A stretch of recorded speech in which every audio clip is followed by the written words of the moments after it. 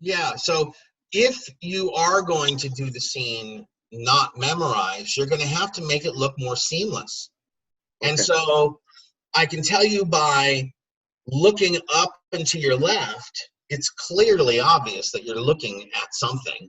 Right, right, right. So you probably would want to print the lines out and have them in front of you so that you just have to glance down a little. So Okay. it'd just be a very slight looking down, almost as if to say I'm looking down like I'm thinking. And then Right. I'm pulling the phrase up and coming back up. And I have, obviously, if you are sort of searching for those, it is a balancing act of how do I do these lines when I don't have them memorized, and at the same time make it appear like they are memorized. So it has to look seamless. So I think it doesn't matter to me whether or not you memorize them. In fact, if you don't memorize them, that's okay with me because you're going to have to learn how to do that anyway.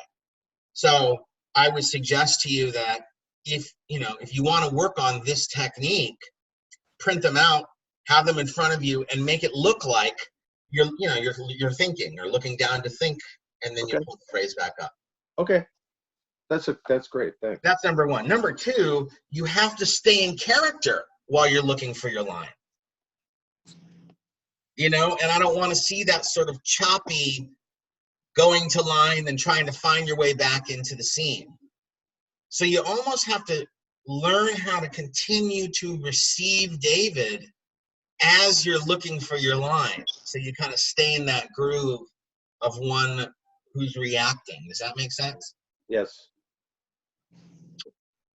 It felt to me like maybe that you needed to up the stakes a little bit more today.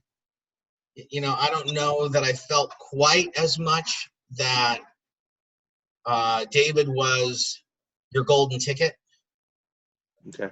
That he's the one that you've been waiting for. ABC sitcom.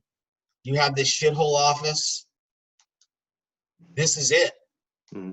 So the more that you set it up that way, the more fun it's going to be when he says no, to watch you, to see you fall.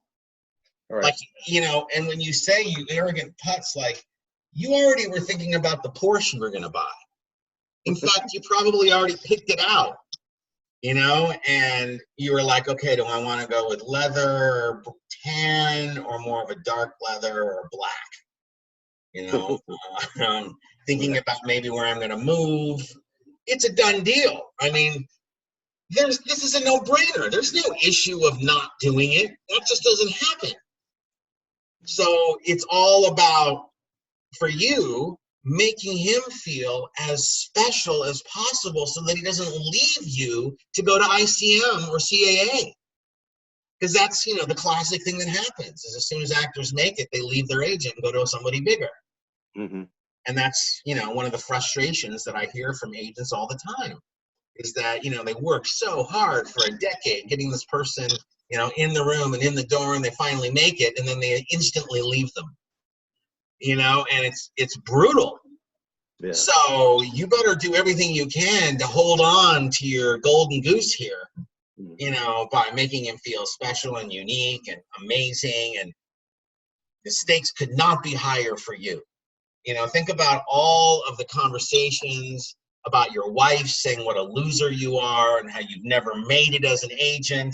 And you always bring these no talent losers in, like the guy right before Jim Carrey walking in was a juggler on a unicycle, and maybe another guy is like dancing dog. You know what I mean? Broadway Danny Rose. Yeah, Broadway Danny. Exactly. Exactly. Broadway Danny Rose. So you need to see yourself as like that kind of a guy.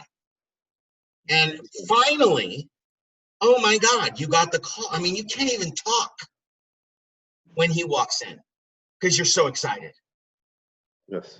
It's winning the lottery.